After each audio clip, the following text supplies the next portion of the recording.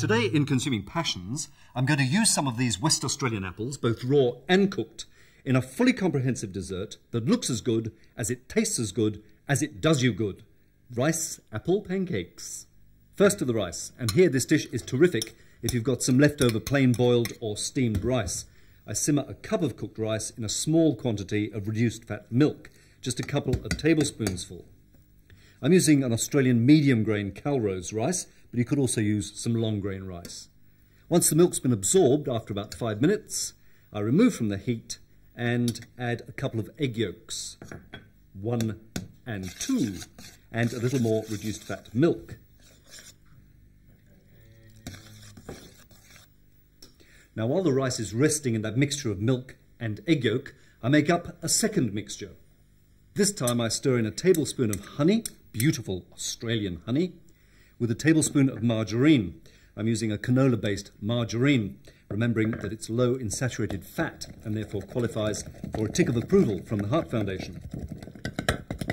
And 125 grams of self-raising flour. I beat this up well,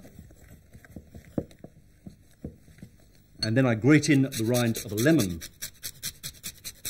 a couple of teaspoons of lemon juice, some grated apple. Here I'm using a couple of medium-sized apples, which I washed and dried and grated, but with the skin still on. And I grate in half a teaspoon of nutmeg, and once this is all mixed well, I set aside. Now I beat 2 egg whites until they form peaks. The best utensils to use for this are either glass or stainless steel or copper. And to make sure that the utensils are spotlessly clean and that there are no impurities in the egg whites, such as egg yolk, which will stop the stiff peaks forming. And now it's time to assemble the 3 groups of components. The rice mixture is stirred in to the apple mixture. That's mixed up extremely thoroughly before being folded into the egg white.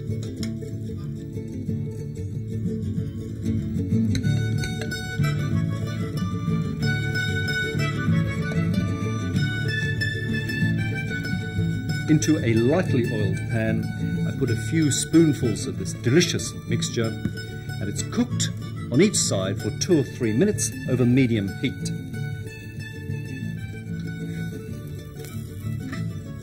I like to serve these pancakes with some slices of apple, a dollop of natural yogurt.